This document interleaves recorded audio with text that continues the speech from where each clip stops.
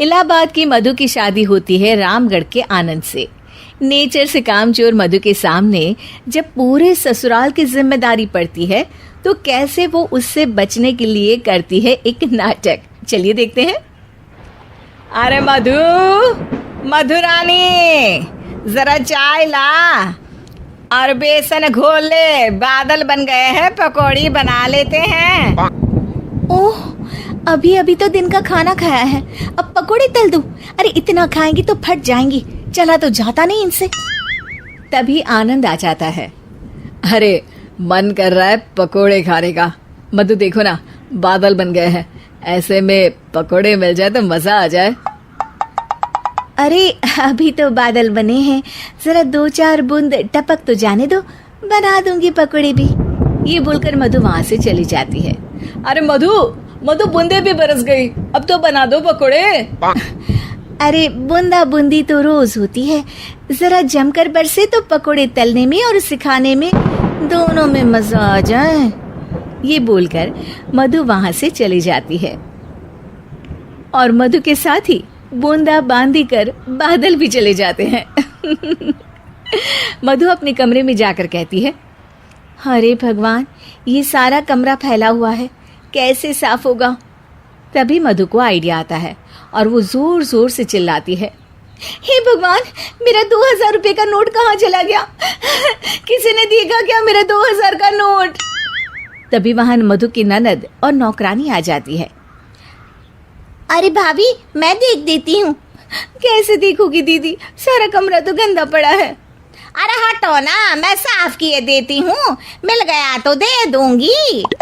अब ननद और नौकरानी 2000 नोट के चक्कर में पूरा कमरा साफ कर देती है और नोट नोट खोया हो तब तो मिले। खैर, ये तो छोटे मोटे ट्रिक्स थे जो मधु काम से बचने के लिए करती, लेकिन अब आना था मधु का मास्टर स्ट्रोक, जिस पे वो अब सिर्फ बैठकर खाने के चक्कर में थी, और वो भी सास को ऑर्डर दे देकर। कैसे, चलिए देखते हैं। एक फ्रेम में एक फोटो है जिसमें सास की सास यानी कि मधु की दादी सास, मोटी बिंदी, काला मोटा चश्मा, कॉटन की साड़ी और चेहरे पर रौब। वहां उसी फोटो के नीचे खाट पर बैठी मधु, और मधु का गेटअप बिल्कुल वैसा ही था। मधु दादी सास की भूमिका में कहती है, अरे चंदावती, चंदा रानी, जरा चाय दे मलाई मारकर।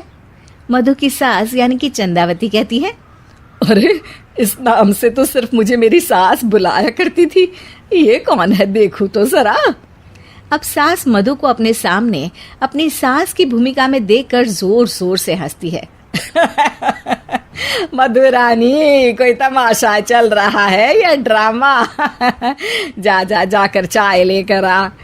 मधु जो कि ये दिखा रही थी कि वो सास की सास है या फिर उसकी आत्मा उसमें आ गई है, वो क्या करती है? चाय और मैं, वो भी तेरे लिए चंदावती। यही सिखाया है तेरी माँ ने। यार, एक तो डायलॉग बदल बहू, तू सास बनकर जो माँ पर सीधे चली आती हो, ये ओल्ड फैशन हो गया है, जरा अपडेट हो जा। और वैसे तू कुछ भी बन, उसके पहले चाय लेकर आ। अभी सास कुछ बोलती कि वहां मधुर के ससुर आ जाते हैं। वो मधु को देखते ही पागल सा हो जाते हैं। माँ, मेरी माँ तू वापस आ गई। अरे धत तेरी की, अभी एक का नाटक खत्म नहीं हुआ कि दूसरा आ गया। अरे हद है, तेरी जबान तो चलती ही जा रही है, सामने मेरी माँ बैठी है। अरे इनका चेहरा देखने को तरस गया था मैं। मेरी माँ वापस आ गई। ये देख, मेरी माँ आ गई।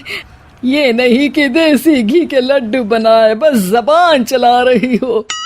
अरे जाने दे धनकलाल, इसे तो शुरू से ही बोलने की तमीज नहीं है। मेरी तो आदत हो गई है दब दब कर रहने की। नहीं माँ, ऐसे कैसे, ये सब करेगी। अच्छा, मैं दुकान जा रहा हूँ, शाम को तेरी पसंदीदा गर्मा गर्म जलेबी और समोसे लेकर आऊंगा माँ। ससुर वहां से चले जाते हैं। अब बेचारी सास अपनी ही बहू के नाटक में फंसकर सारा दिन सारी रात काम करती। लेकिन कब तक? एक दिन की बात है। बेटा आनंद, मेरे तो हाथ पैर सब दर्द हो रहे हैं, मुझसे नहीं होता इस उम्र में इतना काम। हाँ माँ, तू ठीक कह रही है। वैसे भी माँ, दादी को तो मरे अभी सिर्फ 5 साल हुए हैं, फिर मधु कैसे दादी हो सकती है? अरे वही तो बेटा, मैं तो ये सोच रही थी कि कहीं दादी मधु के रूप में तो पैदा नहीं हो गई। मतलब ना, ये सारा नाटक है बेटा, लेकिन अब जल्द से ये नाटक बंद करा दे तू। ठीक है माँ, लेकिन अब मधु को मधु की जुबान में ही सिखाना होगा। दोनों माँ बेटा कुछ बात करते हैं और अगले दिन सास मधु का बड़ा सा सोने का हार गले में डालकर घूम रही होती है। मधु जैसे ही अपना हार सास के गले में देखती है, परेशान हो जाती है। अरे अरे, ये क्या? ये हार तो तू अपनी बहू को दे चुकी थी। नहीं नहीं माँ जी, बिल्कुल नहीं। आप ही ने तो कहा था कि जब तक आप जिंदा है ये मैं ही रखूं। अब आप तो जिंदा ही हैं, तो ये हार मैं उसे कैसे दे सकती हूँ? अरे लेकिन तभी वहाँ आनंद आ जाता है।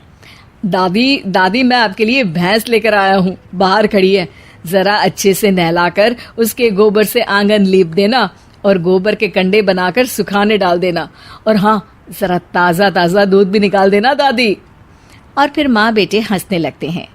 मधु सोच में पड़ जाती है। भैंस? नहीं नहीं, इतनी बड़ी भैंस की मैं सेवा करूं?